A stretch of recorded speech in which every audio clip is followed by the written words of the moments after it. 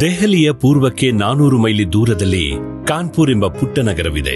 ಅಲ್ಲೇ ಡಾಕ್ಟರ್ ಲಕ್ಷ್ಮಿ ಸೇಗಾಲ್ ರವರು ಬಡ ಮಹಿಳೆಯರಿಗಾಗಿ ಚಿಕಿತ್ಸಾಲಯ ನಡೆಸುತ್ತಿದ್ದಾರೆ. ಈ 92ರ ವೃದ್ಧೆ ಇದಲ್ಲದೆ ಪ್ರಪಂಚ ವ್ಯಾಪಿಯಾಗಿ ಕ್ಯಾಪ್ಟನ್ ಲಕ್ಷ್ಮಿ ಎಂದೇ ಹೆಸರುವಾಸಿ.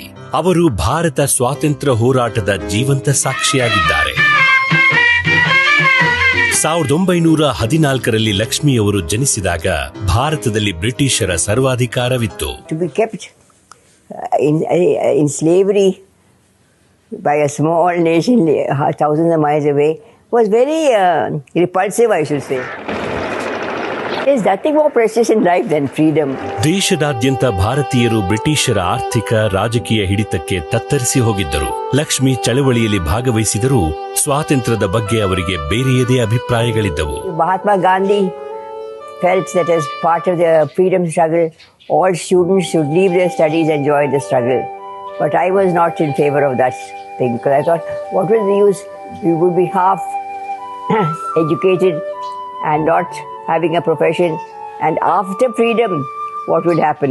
After all, we have to look beyond also.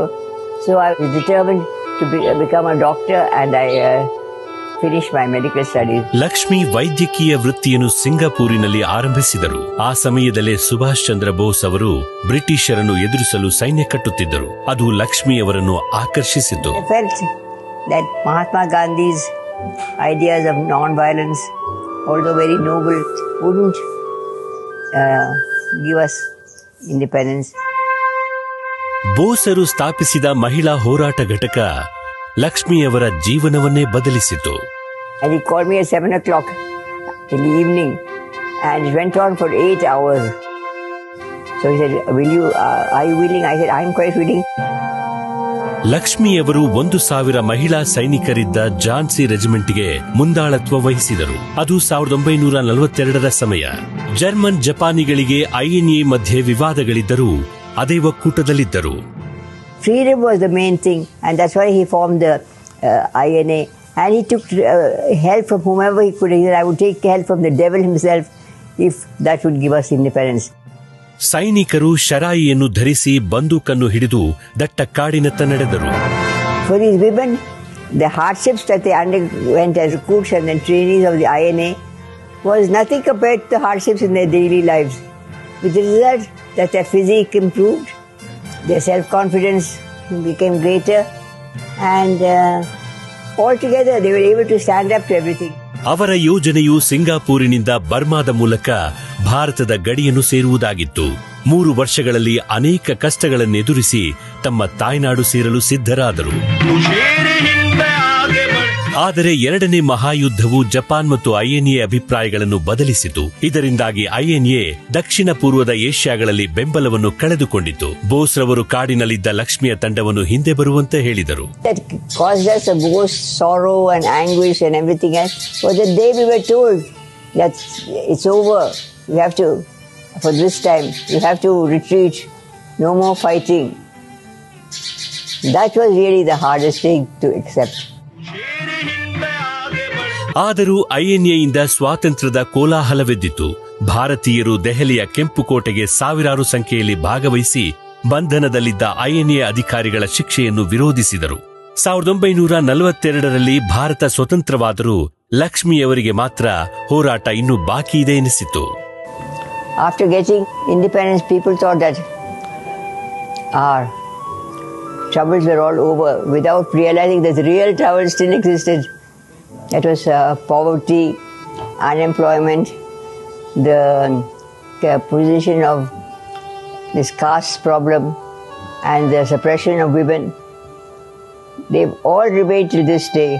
But people felt that they had gone along with the British, which is quite untrue. ಆಕೆ ಮತ್ತೆ ವೈದ್ಯಕೀಯವನ್ನು ಮುಂದುವರಿಸಿ ಚಿಕಿತ್ಸಾ ಕೇಂದ್ರವನ್ನು ಕಾನ್ಪುರದಲ್ಲಿ ತೆರೆದರು. My mother was the only doctor who used to go to Muslim homes, deliver Muslim women, treat them, and so she had this huge practice among the very poorest sections and always among people whom nobody else was willing to care for, and that's continued.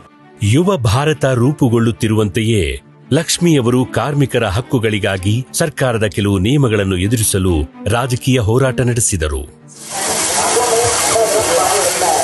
I have seen Lakshmi standing in front of a police armed with batons and tear gas shells and so on, and defying them to do something to the women who were, say, trying to storm an office or something. And so she's also always led from the front, and she's led from the front, not in an academic way, but on the streets.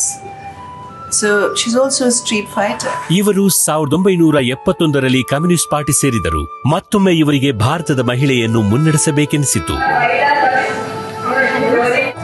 All India women democratic association ಸ್ಥಾಪಿಸಿದರು.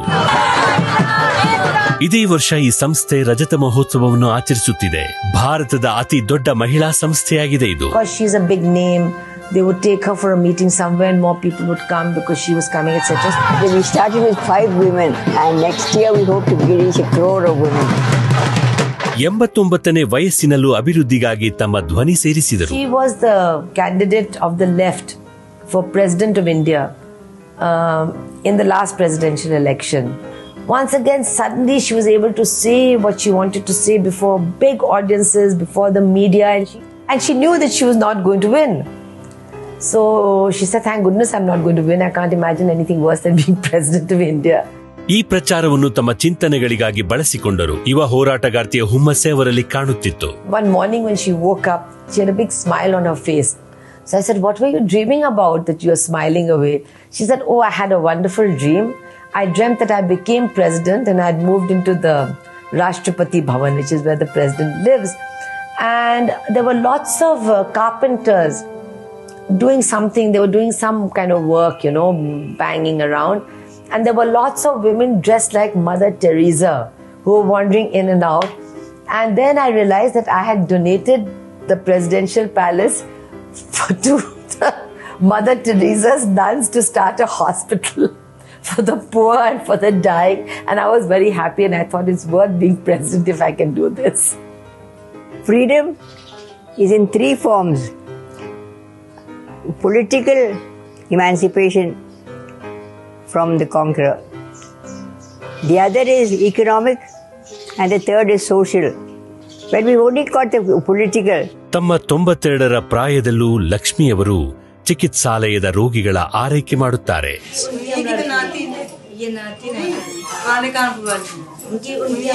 I think if there's one word to describe what my mother's motivation, it is the word service. She feels that till the last day that she is able to function, she wants to be able to treat poor people. Our greatest enemy is poverty. We are fighting for the same thing, but it's not the same.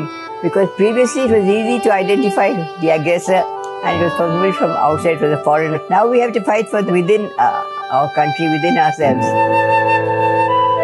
And so the fight is still on.